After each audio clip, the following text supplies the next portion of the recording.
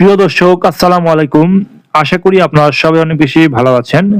আজকে আমি যে বিষয় নিয়ে আলোচনা করব তা হচ্ছে পরিকল্পিতভাবে নির্বাচন থেকে বাদ দেওয়া হয়েছে আওয়ামী লীগকে।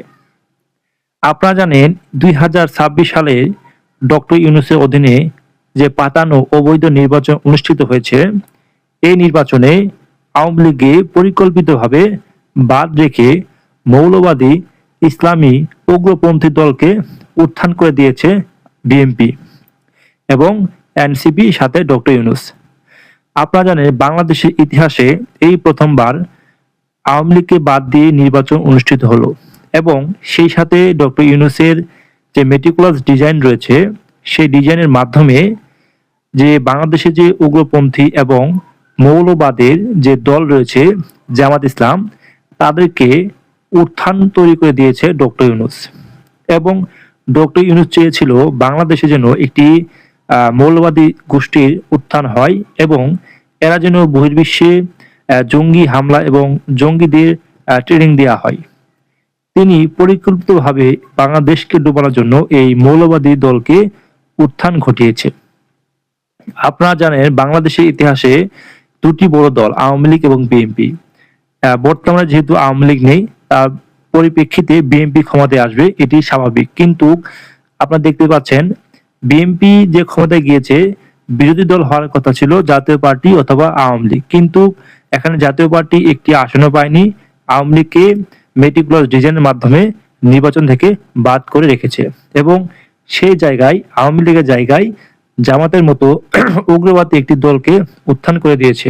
এটি বাংলাদেশে যে অধিকাংশ যে ধর্মপ্রাণ মুসলমান রয়েছে, তারা কিন্তু এটি মেনে নেবে না এবং ভবিষ্যতে একটি বড় ধরনের ইফেক্ট, একটা প্রভাব পড়বে জাতীয় নির্বাচন এবং বাংলাদেশে যে নিরাপত্তা রয়েছে তাদের ওপরে।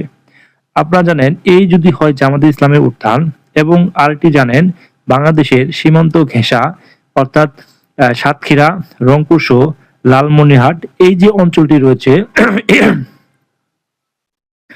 লালমনিরহাট এবং রংপুর, সাতক্ষীরা, কুড়িগ্রাম এই যে সীমান্তবর্তী যে অঞ্চলগুলো রয়েছে, সেই অঞ্চলগুলোতে কিন্তু জামাতের বড় একটি উত্থান ঘটেছে এবং এটি পরিকল্পিতভাবে জামাত ইসলাম ভারতের সাথে যে দ্বন্দ্ব ফাসাদ সৃষ্টি করার জন্য তারা বিপুল পরিমাণে অবৈধ টাকা পয়সা সেই সীমান্তবর্তী এলাকায় মানুষদের ওপর বিতরণ করা হয়েছে নির্বাচনে পার হওয়ার জন্য।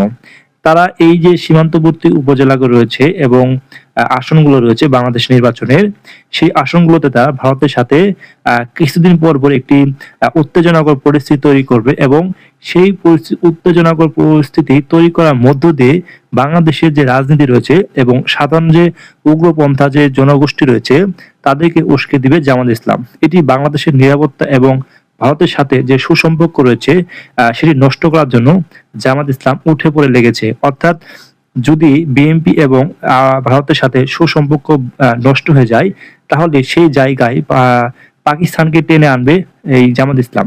অর্থাৎ একটি মেটিকুলাস ডিজাইন তৈরি হয়ে যাবে এখানে। কিভাবে? যখন বিএনপির সাথে অর্থাৎ বাংলাদেশ সরকারের সাথে ভারতের যে সরকার রয়েছে তাদের ভিতরে একটি দ্বন্দ্ব ফাসাদ তৈরি হবে, তখন কিন্তু সেই সুযোগটা ব্যবহার করে পাকিস্তান, অর্থাৎ পাকিস্তান বিএনপির সাথে সাময়িক সময়ের জন্য একটি বন্ধুত্ব তৈরি করবে, কিন্তু দীর্ঘ সময়ের জন্য তারা কিন্তু এই যে বিএনপির সাথে আস্থা গাড়ার পরে তারা ধীরে ধীরে ধীরে ধীরে জামাতের সাথে একটি ঘনিষ্ঠতা অর্জন করবে এবং জামাত এবং পাকিস্তান পুরোপুরি একত্রে বাংলাদেশে একটি উগ্রপন্থা গোষ্ঠীর যে উত্থান রয়েছে, জঙ্গিবাদের উত্থান রয়েছে, সেটি তৈরি করবে এবং দিনের পর দিন ভারতের সাথে তারা যুদ্ধ এবং বিভিন্ন ধরনের দ্বন্দ্ব ফাসাদ সৃষ্টি করবে। এতে বাংলাদেশের ওপর ভারত বড় একটি শক্তিশালী দেশ, তারা বিভিন্ন সময় আক্রমণ করতে পারে।